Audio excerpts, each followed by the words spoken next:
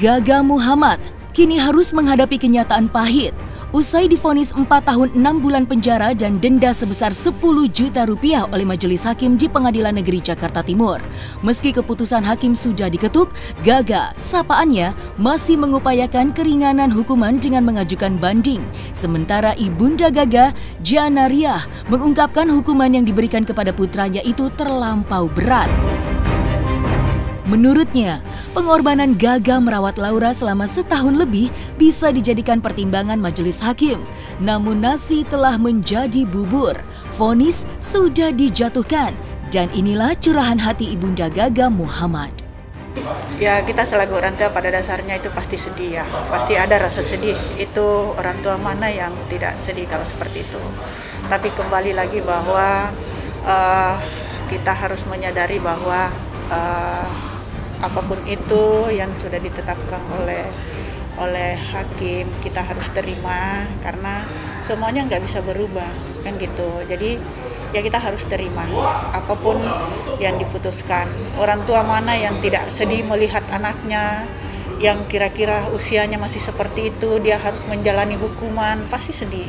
Tidak ada yang sedih, tapi ya kita harus santai aja lah. Kita santai aja untuk ini. Mudah-mudahan ya terutama Gaganya juga, mudah-mudahan ini yang terbaik dan ini kita jadikan pelajaran yang sangat berharga ke depannya. Ya karena kenapa saya ya berjuang buat anak, karena yang aku tahu bahwa sebenarnya apa yang netizen sangkakan Gaga itu enggak 100% seperti itu. Enggak 100%. Yang namanya netizen, apapun yang orang omong, ya dia selalu, oh iya itu yang benar, padahal itu benar. Kenapa saya harus berjuang untuk membela anak saya? Karena saya yakini tidak 100% dia salah. Kalau persoalan dibilang kecelakaan, ya itu mungkin lalai ya. Dan tidak ada orang mau celaka, gitu. Nggak ada. Jadi kalau dibilang semua mau diinikan 100% ke dia bahwa kesalahan ada di dia, itu yang saya tidak sepakat. Seperti itu. Waktu itu lagi pas kembali ke Indonesia, karena dia lagi libur, lagi kembali ke Indonesia untuk perpanjangan visanya.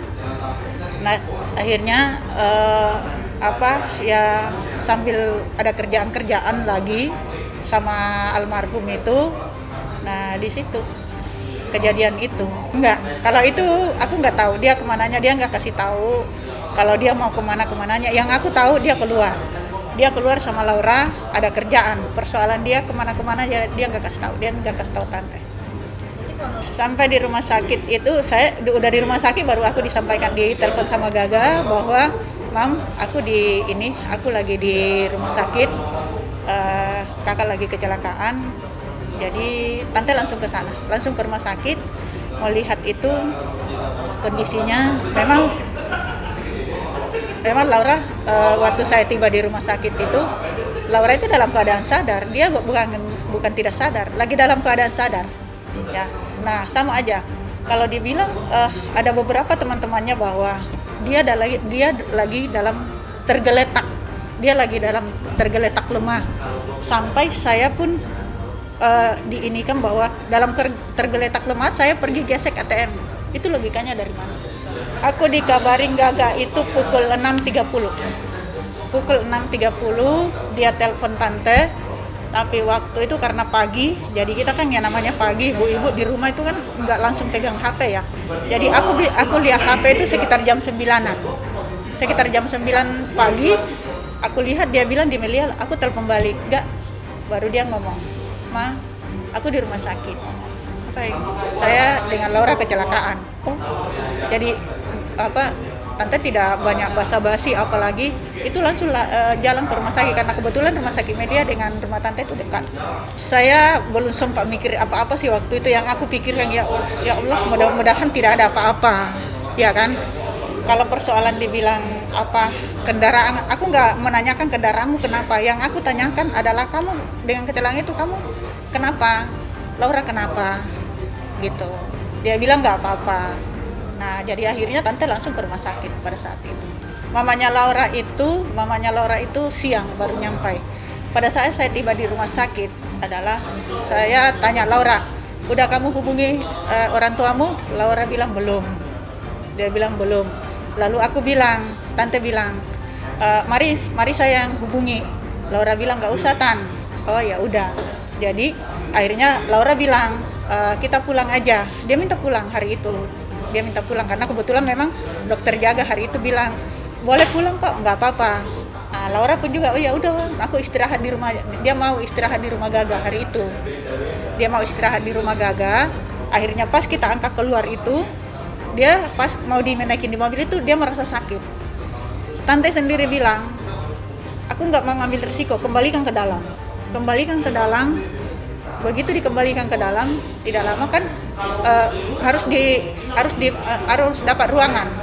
Kita harus dapat ruangan. Akhirnya harus deposit ruangan. Dari situlah Gaga pakai ATM-nya Laura untuk deposit. Saya nggak tahu apakah Gaga bawa ATM hari itu atau apa, saya tidak tahu, ya, gitu. Pada saat dia mau gesek ATM itu, dia mau bayar deposit itu Laura tahu.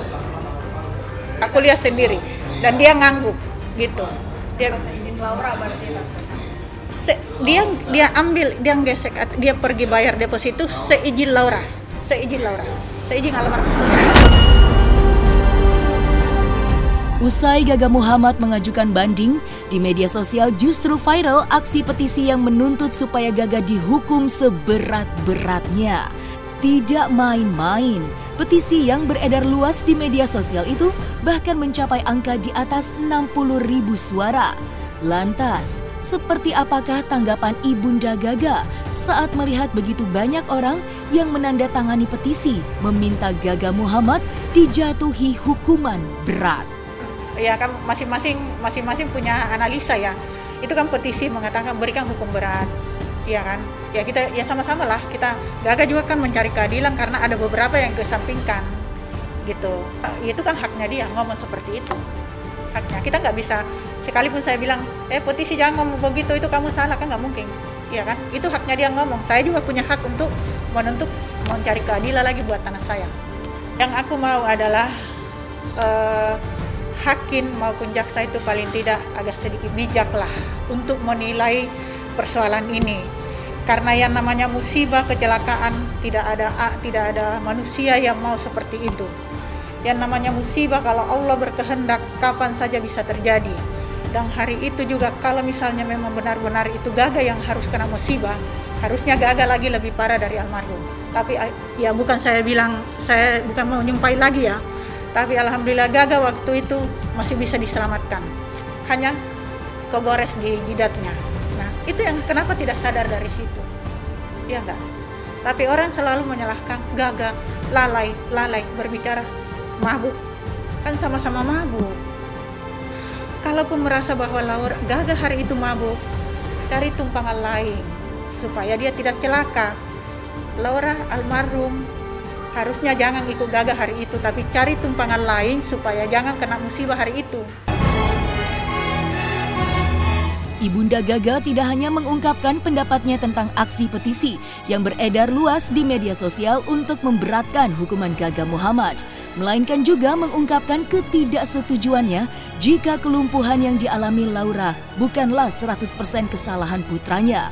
Pernyataannya itu senada dengan pendapat yang disampaikan kuasa hukum Gaga, Fahmi Bahmid, meskipun keduanya mengakui ada kelalaian yang dilakukan oleh Gaga saat mengemudi. Hukum di Indonesia bisa dibolak-balik dan bisa diputar-putar. Itu aja yang saya jujur aja sedih. Kenapa? Tidak ada ruang. Oke. Memang Gaga lalai. Gaga itu lalai. Tapi yang kita maksud kemarin itu kenapa? Tidak ada dari segi kemanusiaan yang dipertimbangkan sama sekali. Kalau persoalan dibilang kecelakaan, ya itu mungkin lalai ya. Dan tidak ada orang mau celaka, gitu. Nggak ada. Jadi kalau dibilang mau diinikan 100% ke dia bahwa kesalahan ada di dia, itu yang saya tidak sepakat. Seperti itu. Alkohol sudah dijawab secara tegas. Dia minum tapi tidak mabuk. Karena dia sempat berhenti, sempat makan semuanya. Itu sudah terungkap di persidangan. Kalau lalai, iya lalai. Dari awal saya katakan, Gaga kau lalai, kau pasti akan dihukum. Yang jadi persoalan itu bukan di sana. Yang jadi persoalan mengukur berat hukuman dan ringannya hukuman ini harus sesuai dengan rasionalitas, harus sesuai dengan rasionya seperti apa. Ini seseorang dihukum 4 tahun 6 bulan ini apa?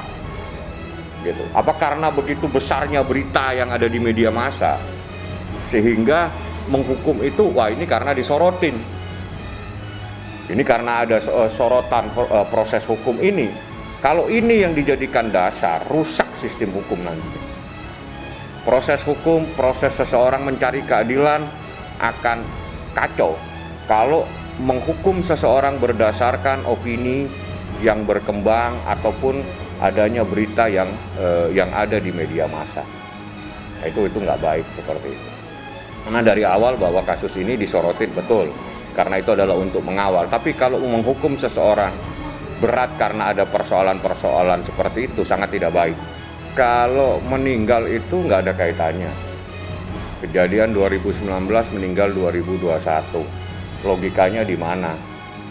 Jadi hidup itu juga harus pakai logika. Jadi kalau kejadian 2019 pada saat itu juga ditabrak terus meninggal, itu mungkin iya penyebabnya adalah terdakwa atau gagal. Tapi kalau meninggalnya 2 tahun kemudian, apa relevansinya kecelakaan itu sama meninggalnya seseorang yang nggak ada hubungannya? Kalau orang kecelakaan terus nggak bisa kemana-mana, wong Anda bisa lihat dia bisa ke satu tempat. Anda yang tahu.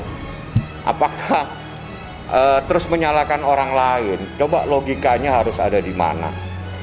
Ya, jadi berlogika itu penting supaya kita tidak tersesat cara berpikirnya. Kejadian 2019 tahun 2001 dia keliling dari satu tempat ke tempat yang lainnya. Siapa yang harus disalahkan? Yang harus disalahkan orang yang memberikan izin dalam keadaan seseorang sakit kok. Harus dibawa ke sana kemari. Dia lalai, iya. Tapi beratnya hukuman ini tidak harus dibebankan kepada Gaga dengan mencoba analisa, mencoba mempertimbangkan bahwa karena begini dia harus dihukum 4 tahun 6 bulan atau sekian tahun. Itu sangat tidak adil buat seseorang.